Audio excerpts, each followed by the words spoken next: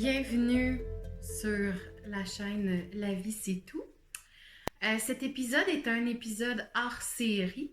C'est un hors série parce que c'est un devoir de yoga, mais je trouvais tellement que ce devoir de yoga était pertinent. Donc j'ai décidé de le mettre sur ma chaîne aussi. Alors je me présente, Catherine Lemay. Vous pouvez me retrouver sur Instagram, Mademoiselle Lemay. Courriel aussi, Mademoiselle Lemay. Je vais mettre toutes les références en dessous de la vidéo. MLE Lemay sur Facebook. C'est le Facebook où on peut me retrouver pour tout ce qui est soins sonores, soins spirituels, etc. Alors, bienvenue à vous. Si le titre vous a inspiré, je suis vraiment contente parce que je trouve que c'est justement un sujet extrêmement intéressant.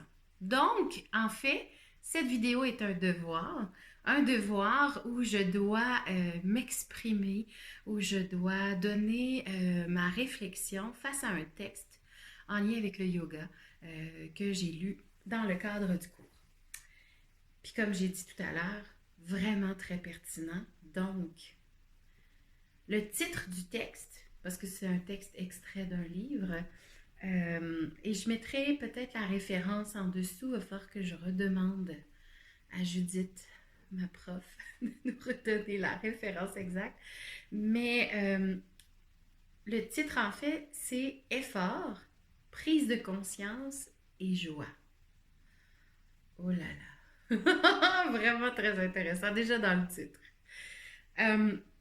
Mais moi, je voulais l'intituler Concentration versus méditation parce que c'est la chose qui m'a le plus marqué dans ce texte. Le concept de faire un parallèle, une dissociation entre concentration et méditation. Et puis, ce qui m'a vraiment marqué au départ dans ce texte-là, c'est par rapport à quand on est en concentration, on va concentrer son attention sur un point. On va vraiment centraliser sur un point. Et souvent, l'erreur qu'on fait, ben c'est pas une erreur parce que tout est un processus, fait que tout est beau, tout est parfait dans ce processus-là parce que tout est une prise de conscience. Donc, c'est important de faire des erreurs pour faire des prises de conscience. Donc, la différence entre concentration, donc centré sur un point focal, et méditation, la méditation, c'est un ensemble. C'est être dans la globalité. Puis, par le biais du yoga, dans une posture de yoga, ben, on ne peut pas juste se centrer sur une chose. Puis, je pense que c'est d'ailleurs pour ça que j'aime autant le yoga. Je suis une fille très, très spirituelle. J'adore faire tout plein d'affaires. J'ai fait des affaires flyées dans ma vie. J'en parlerai de ces expériences-là dans des épisodes plus loin, mais j'ai essayé beaucoup de choses qui étaient très cérébrales et très sorties du corps. Et c'est que tout dernièrement que j'ai vraiment eu un déclic par rapport à le yoga, plus spécifiquement, mais par rapport à être dans mon corps, me habiter ce corps, se sentir dedans.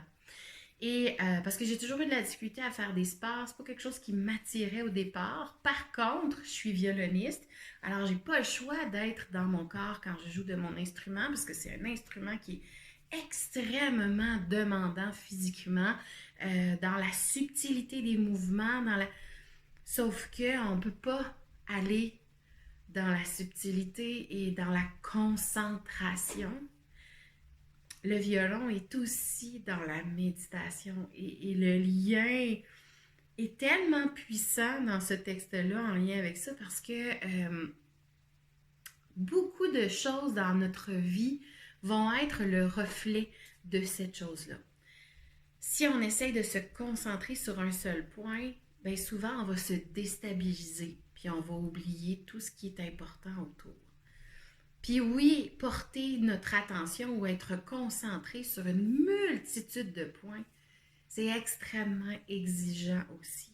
Mais je pense que le centre de ce texte-là et puis de ce que ça veut dire, concentration versus méditation, c'est vraiment d'être dans le lâcher-prise conscient. Si on veut s'enligner vers une technique, une pratique de méditation, ben au début, on va focaliser parce que notre vie est de porter des attentions particulières et de se concentrer sur quelque chose de précis. Au travail, on se concentre, on se concentre sur nos enfants, on se concentre sur tel projet. Donc, on va se concentrer, mais on n'apprend pas à englober. Puis même, je dirais que souvent, dans la relation d'aide, mettons, par exemple, si je donne un exemple, les personnes qui vont vouloir essayer qui vont trouver qu'ils n'avancent pas dans leur vie ou qu'ils n'ont pas c'est qu'ils focalisent, ils se concentrent toujours sur l'objectif final inatteignable. On peut pas, puis ça c'est un parallèle que je fais souvent avec mes élèves puis dans la vie en général, mais tu peux pas monter le mont Everest en un seul pas. C'est impossible.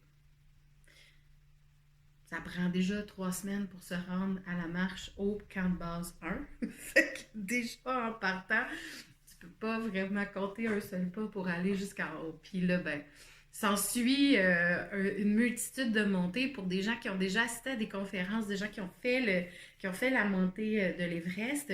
Super intéressant, mais c'est complexe, là. C'est pas un petit voyage, là. Puis c'est pas pour rien que ça demande énormément de temps de préparation et que chaque piliers, chaque chose qui se bâtit autour de ce voyage-là sont toutes aussi importants.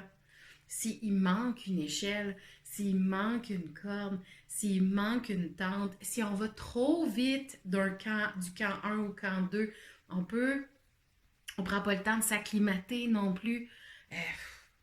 C'est sûr qu'on peut ne jamais aller voir le sommet parce que notre corps ne va pas supporter l'altitude, puis on n'aura pas respecté la bonne vitesse qui est faite pour nous. Puis, dans ce texte-là, accepter qu'on ne peut pas atteindre d'un coup les choses, c'est ce que je retire, moi, de la concentration versus la méditation. Il y a aussi...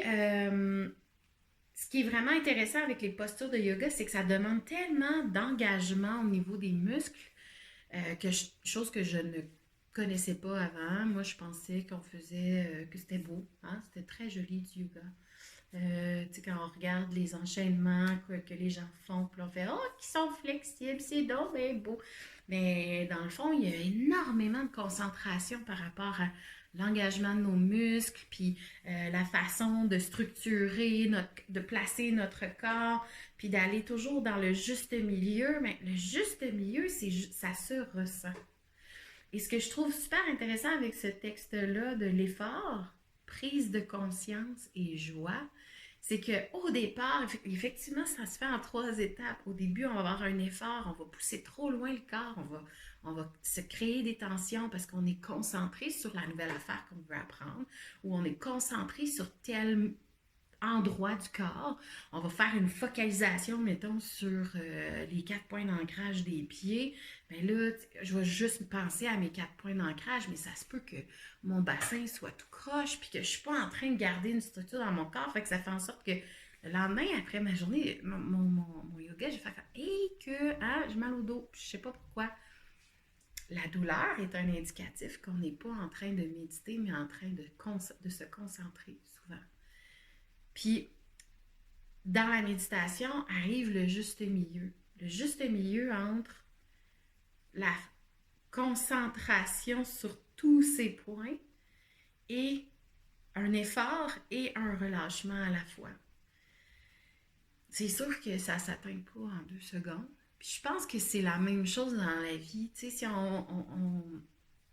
on focus juste sur le travail, on n'est pas en train nécessairement de nourrir notre vie sociale, on n'est pas en train de nourrir notre vie intérieure aussi. On n'est pas, donc, être capable de faire un juste milieu, d'ajuster le plateau en équilibre, ça aussi c'est intéressant. Dans ce texte-là aussi, j'aimais beaucoup le concept de... il y a un petit bout dans le texte où ça parle de la méditation. Ben, je vais le citer parce que ça va être beaucoup plus facile. Donc, la méditation est centrifuge aussi bien que centripète. Je vais le répéter. OK, ben je vais dire la phrase avant parce que sincèrement, ça vaut vraiment la peine. Focaliser son attention sur tous les points à la fois, c'est de la méditation. Donc, dans le fond, c'est ce que j'étais en train de dire. Donc, dans le fond, focaliser sur tout à la fois. Ça a l'air quelque chose de complètement inatteignable au départ, mais c'est à force de pratiquer. Puis je pense que ça aussi, ça va avec le titre « Effort, prise de conscience et joie ». Plus tu pratiques tes postures, plus tu pratiques ton yoga, plus tu vas commencer à le ressentir dans ton corps, cet endroit de juste milieu, de parfaite méditation pour certaines postures. Et c'est là que tu vas ressentir la joie. Donc, ça prend quand même l'effort pour faire la prise de conscience de « Oh, OK, je suis trop en avant, oh, je suis trop en arrière, je ne suis pas dans la sensation, je ne suis pas dans ma sensation quand j'ai atteint le juste milieu dans cette posture-là, par exemple. J'ai des petits malaises, OK, je vais essayer d'analyser qu'est-ce qui crée ma douleur. Puis ça, c'est dans le texte aussi. Qu'est-ce qui crée de ma douleur? Comment? Est-ce que c'est mon muscle? Est-ce que c'est ma peau? Est-ce que c'est mon os placé? Est-ce que c'est la torsion est trop intense? Est-ce que j'ai besoin de soutenir? Donc, c'est toutes ces questions-là qu'on doit se poser, qui sont dans l'effort et dans la prise de conscience. Puis après ça, on atteint la joie. Après ça, on atteint comme... On fait un enchaînement, puis on est juste dans le bien-être parce qu'on est bien dans notre... Mais ça n'arrive pas tout le temps. Il faut quand même réussir à être dans le bien-être parfois, même dans l'effort et dans la prise de conscience. Donc, personnellement, je me rends compte à quel point le yoga était tellement la discipline physique que ça me prenait pour stimuler énormément mon cerveau et me permettre de faire des liens avec tout ce que j'ai vécu dans ma vie, puis tout ce qui me fascine. Donc, et c'est comme l'incarnation dans le corps de la méditation, parce que de toute façon, faire du yoga, c'est méditer. C'est méditer en mouvement. Puis là, ça aussi, ça sera le sujet d'une autre capsule. Tous les types de méditation qui peuvent exister. Il n'y a pas que la méditation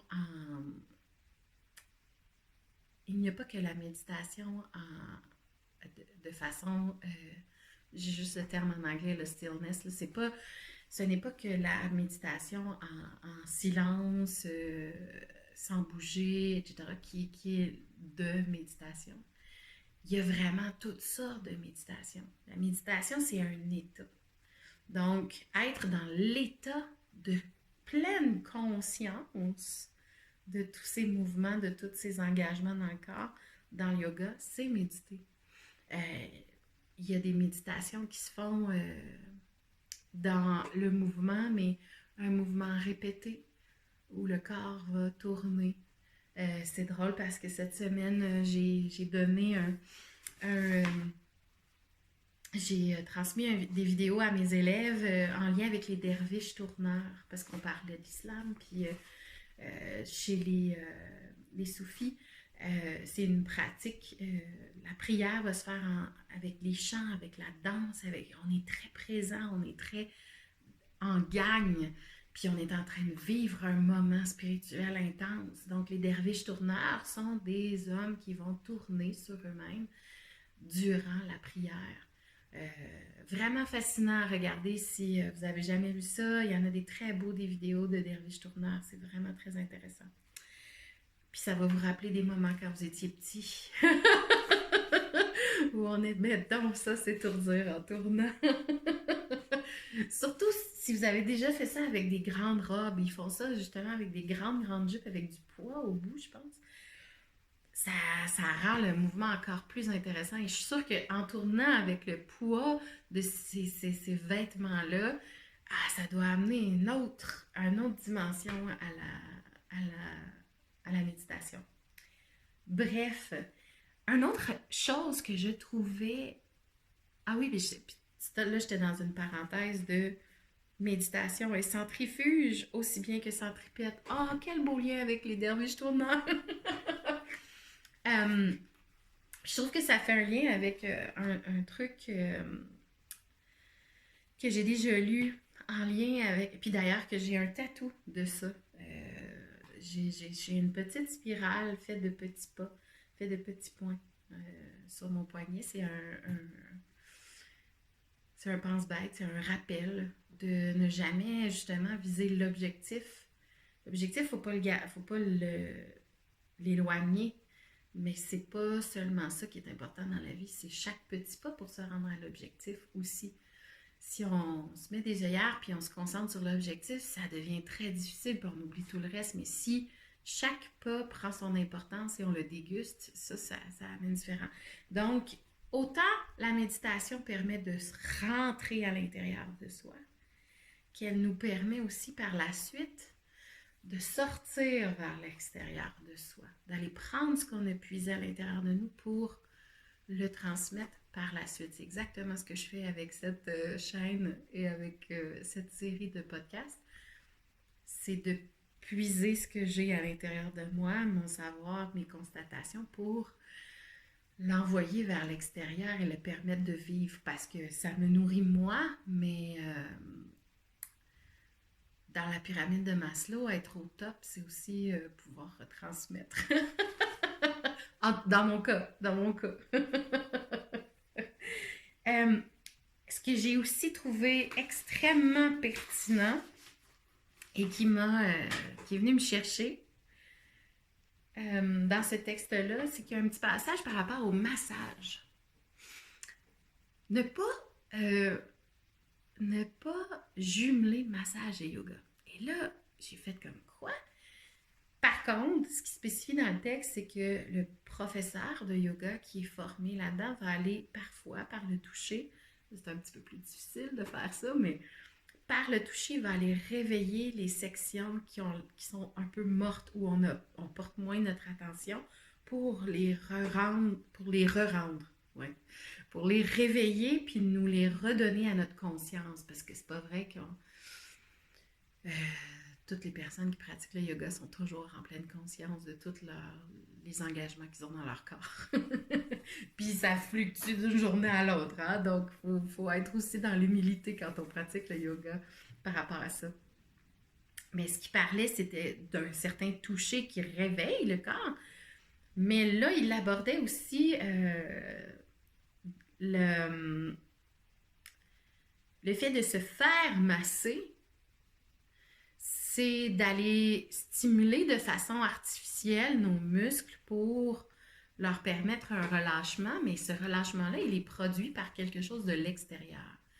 Souvent, pour ceux qui sont déjà allés se faire masser, des fois, on est raqué après un massage. Puis c'est parce que c'est quelque chose d'extérieur qui a forcé la détente.